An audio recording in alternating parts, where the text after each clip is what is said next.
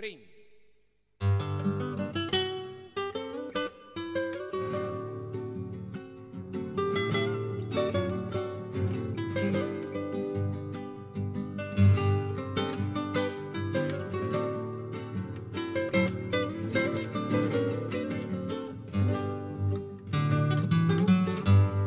So Laura, I wanted to ask you about Malbec, how it came to Argentina and why you think it's become the most important variety for this country. Well, I love Malbec because it just tastes so fantastic, but also because it has such an incredible history. It started in the Middle Ages in France, where it was drank at the wedding of Eleanor of Aquitaine to Henry II. You know, she was the queen of the court of love, so there's a reason she was drinking Malbec. And then it came to Bordeaux, where it was the most important grape with Cabernet Sauvignon in the 18th and 19th century, but it's a late ripening variety. And so in Europe, they have these rains and this cold weather that happens so quickly. But we don't have that in Mendoza. Here, we have this long season, very cool in the high altitude, where you were the other day in Adriana, you know, 5,000 feet elevations, but lots of sunlight. And so the sunlight allows it to ripen slowly. And now, why Malbec and not something else? I actually think it's because the variety is so well suited to this place. It just works.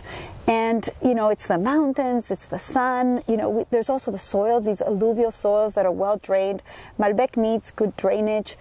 And sometimes I just think it was luck. You know, there was a French guy that was commissioned by the president to build a vine nursery. And he brought all kinds of things. He brought Sangiovese and Merlot and Chardonnay and all these varieties that I don't even recognize. And Malbec.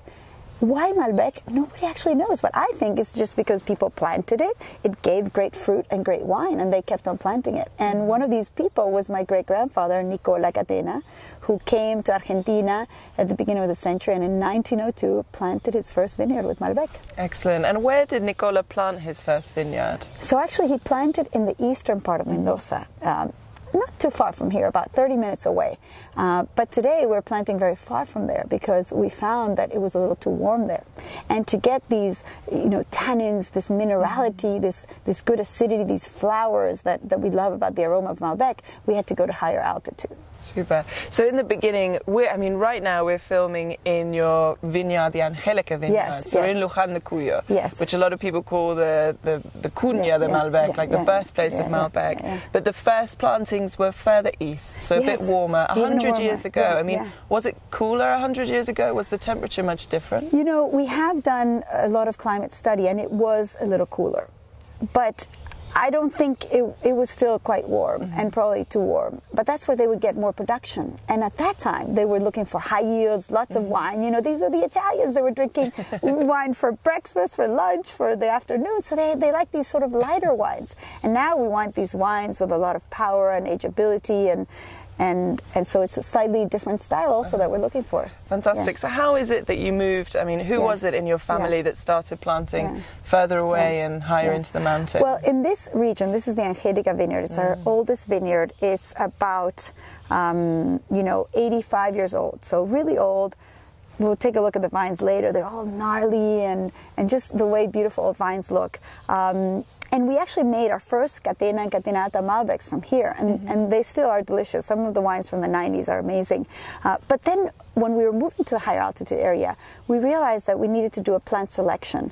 And because in viticulture in the world, if you want to plant a great Cabernet Sauvignon or a Chardonnay vineyard, you go to a vine nursery and you say, give me the best plants of Chardonnay that you have, right? And you plant that. For Malbec, when we started this project, there wasn't such a thing. So we came to this vineyard right here, our oldest vineyard, and we made a selection of 135 different plants.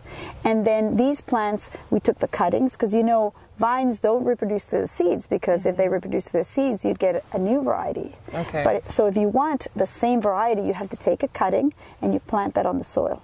So you just, I mean, I've seen it. You literally just take a stick from the vine and pop it straight in the soil. Planter, and how long does it take to cultivate those cuttings to produce fruit? It's usually over one season, and you can plant them the next season. And then what we realized is that the material of the plants was going to be very important, that we shouldn't just plant random plants. We wanted to plant the best. And what are the best plants? And this is actually an interesting debate between France and Argentina, because in France, the Malbec plants they have now I don't think they're the ancient Malbec that was brought to Argentina 150 years ago. It's a new plant that has big berries, kind of thicker tannins, a little more rustic. The Malbec we have here, the one we like, has small berries, small bunches, and it gives these really beautiful floral, delicate flavors. And so we were looking for what we call the Argentine Malbec flavor.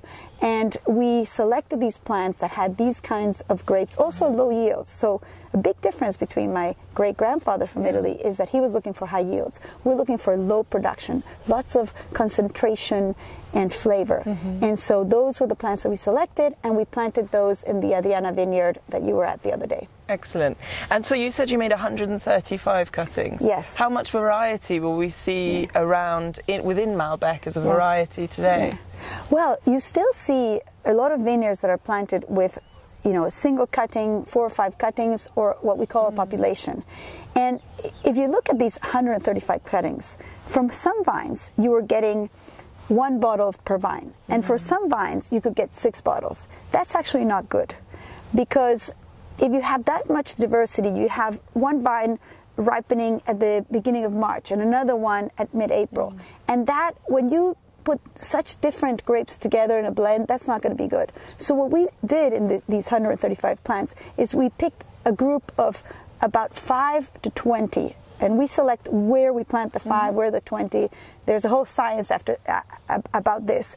And we picked the vines that were sort of not diseased, not overproducing, small berries, small bunches, naturally low yielding. But we do want some difference. You know, just as people say that in human teams you want diversity, you also want some diversity in vines. You don't want them to all be similar. And that's why we like this population of Malbec. It's been selected, but it's a little bit diverse. Excellent. So it adds lots of different characteristics and personalities within the same Malbec. Yeah. And how would you describe the personality of Malbec in Argentina today? Well, perhaps this is a little bit corny, as they say, but I think it is similar to Argentines. You know, it's very friendly, but it has, you know, kind of a backbone, a really strong backbone. It has minerality, especially when it comes from the high altitude. It's very intense. It's very age-worthy. People often don't know age-worthy Malbec because they haven't tasted it, because it wasn't exported. But actually, if you taste some wines from the 80s, from the 90s, it's an extraordinary grape for ageability. So it's very aromatic, it's strong, it has this backbone. But what characterizes it that people love the most, I think, is these soft tannins, and that are native of the grape. It's not winemaking, it comes from the variety. Well, the variety and in Mendoza. In Mendoza, right, in the sunny Mendoza. And what's the future of Malbec? So where are we going? Because your father was one to pioneer higher plantations in the Yucco Valley. And, you know, it's obviously we're changing and progressing. What do you think is the next stage? Well, to me, the next stage is understanding the diversity of Malbec, the diversity of Mendoza, the diversity of Argentina. Also the blends that you can make with Malbec, with Cabernet Sauvignon, with Syrah, you can blend Malbec with other varieties. But what excites me the most is the taste of Malbec in different places. So, for example, if you take a Malbec from the Angelica vineyard, these are really old vines. It's a little warmer. So you're going to get this kind of a little bit of marmalade, not too much, really sweet, ripe, very rich flavor that a lot of people really love. If you go to Adriana, you're going to get this flowery, floral, almost like a Pinot Noir. Lighter, yet so mineral and strong, but in a different way. And what I love is when I go to a party and I bring, you know, a Malbec from here and a Malbec from there, and I have the people, I love this one, this is my favorite, and no, I hate that one, and I love this one. And that's what I love about wine, that you can be passionate about a certain style of Malbec in a certain region. And, you know, there's hundreds of different regions in Argentina, and I think, you know, just the way people know the different regions of Italy, of France, of Spain, I am hoping that in the future they will get to know the different regions of Argentina and the different regions of Malbec. Excellent. And that's the top tip. Turn up to a party with your team of Malbec wines. And then there can be big fights. Very Argentinian. Yes, that's also very Argentinian, Perfect. Thank you very much. Okay, thank you, Amanda.